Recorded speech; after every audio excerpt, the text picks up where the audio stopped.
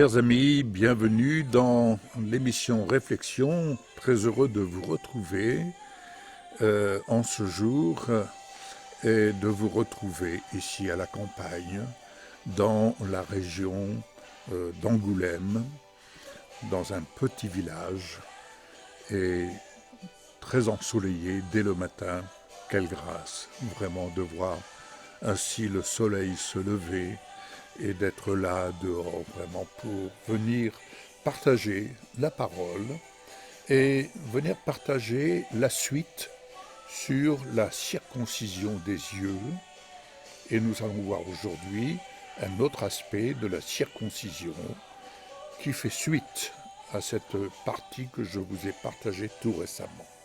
Alors je reprendrai simplement dans le psaume 106 pour faire la liaison avec ce qui suit. Dans le psaume 106, où au verset 14, il est dit, concernant l'infidélité d'Israël et la bonté de Dieu, oui, face à notre infidélité, la bonté de Dieu demeure. Je disais ce matin à Michel, en prenant notre petit déjeuner, je lui disais, chérie, quand je considère tous les bienfaits du Seigneur, au-delà des épreuves que nous avons, comme tant d'autres, traversées, mais tant de bienfaits sont venus se manifester dans notre vie, et ces bienfaits qui sont le témoignage de la bonté de Dieu qui nous est manifestée en Jésus. Quelle grâce, quelle grâce! Combien de fois avons-nous reçu de sa part ce que nous n'avons même pas demandé. À peine avons-nous ouvert la bouche. Mais Dieu, dans sa grâce infinie, lorsqu'on s'occupe des affaires de son royaume, il prend soin de s'occuper des nôtres. Alors, devant cette infidélité, la bonté de Dieu pour autant demeure. Mais écoutons la parole. Écoutons ce qu'elle nous dit et ce qu'elle nous enseigne. Au verset 14, dans le psaume 106, il est dit « Ils ont été saisis de convoitise dans le désert. Ils ont provoqué Dieu dans les lieux arides. » Verset 15 « Il leur a accordé ce qu'ils demandaient, puis il a envoyé le dépérissement dans leur corps. » Bien-aimés,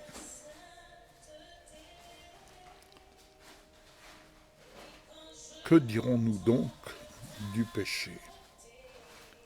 La loi est-elle péché? C'est la question qui se pose dans la parole. En Romains 7,7. En Romains 7,7, il nous est dit quelque chose de très important. C'est l'apôtre Paul qui parle. Il dit, que dirons-nous donc? La loi est-elle péché? Certainement pas.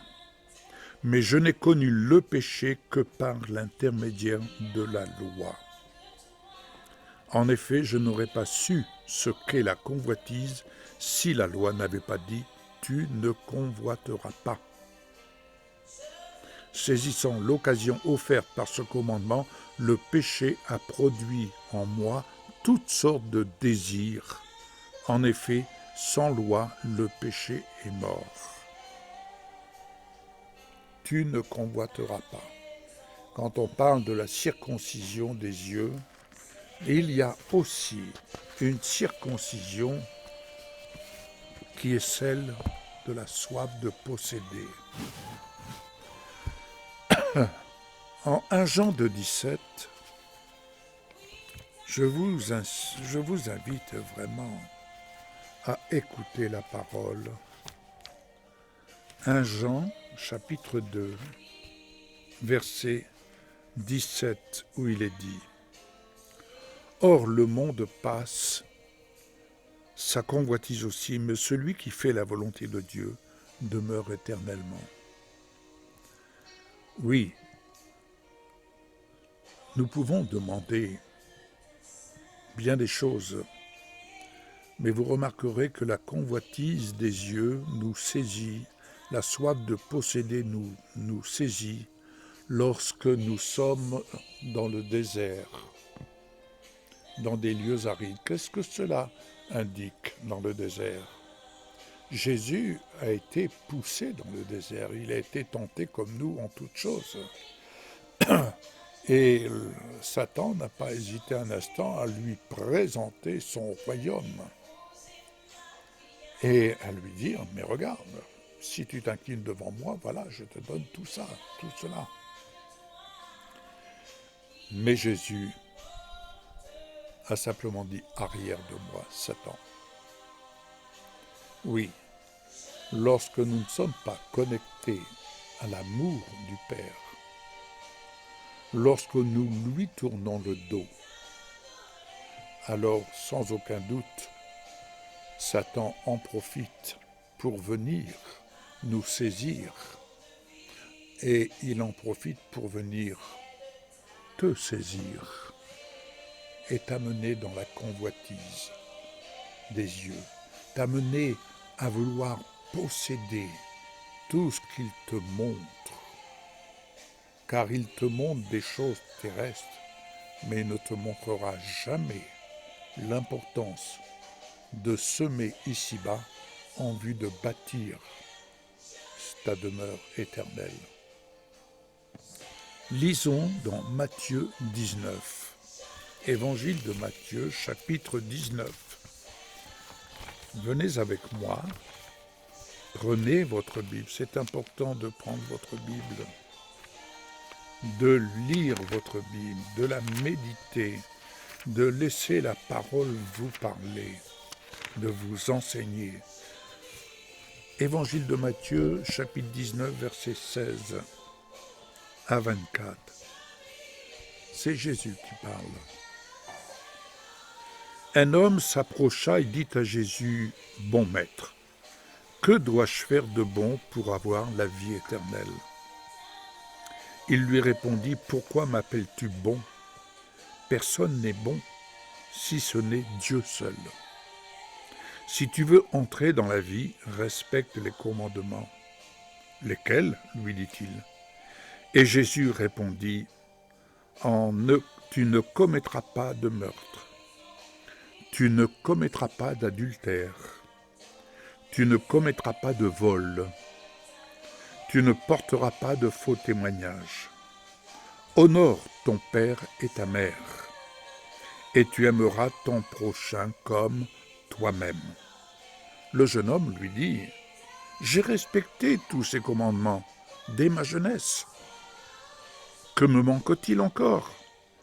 Et Jésus lui dit, « Si tu veux être parfait, va vendre ce que tu possèdes, donne-le aux pauvres, et tu auras un trésor dans le ciel. Puis viens et suis-moi. » Lorsqu'il entendit cette parole, le jeune homme s'en alla tout triste, car il avait de grands biens. Jésus dit à ses disciples, « Je vous le dis en vérité, il est difficile à un riche d'entrer dans le royaume des cieux. Je vous le dis encore, il est plus facile à un chameau de passer par un trou d'aiguille qu'à un riche d'entrer dans le royaume de Dieu. » Oui, quand nous sommes attachés aux richesses d'en bas, il est difficile d'entrer dans le royaume de Dieu. Parce que pour entrer dans le royaume de Dieu, il faut accepter de se laisser dépouiller. Ce n'est pas le fait de dire « j'abandonne tout, je laisse tout », non. Mais de ne pas y attacher notre cœur. Si Dieu nous confie la grâce d'avoir des richesses ici-bas, de gérer des richesses, ce n'est pas le problème. Le problème, c'est d'y attacher notre cœur, plus qu'à Dieu. Le problème, c'est d'y attacher nos intérêts, plus que les intérêts du royaume de Dieu. Car ne l'oublions pas, nous avons été rachetés de la malédiction afin que nous apprenions à nous occuper des affaires de notre Père. Au nom de Jésus, nous sommes destinés à être ouvriers en Jésus-Christ pour le royaume de Dieu. Nous sommes destinés afin que, étant ouvriers, partenaires avec Jésus, afin que des âmes qui sont dans le séjour des morts sur cette terre, qui sont dans les ténèbres, puissent passer des ténèbres à son admirable lumière. Mais quel est l'exemple que nous pouvons laisser? Quel est l'exemple? Est-ce que nous laissons les signes qui viennent se manifester d'en haut, qui sont le témoignage que Dieu vient nous rendre et vient rendre à sa parole à laquelle nous nous attachons pour servir les intérêts de son royaume, ou est-ce simplement les signes de ce monde, les signes de la corruption de ce monde, les signes des richesses de ce monde, de tout ce que la loi nous montre concernant la nature du péché? C'est un choix de vie.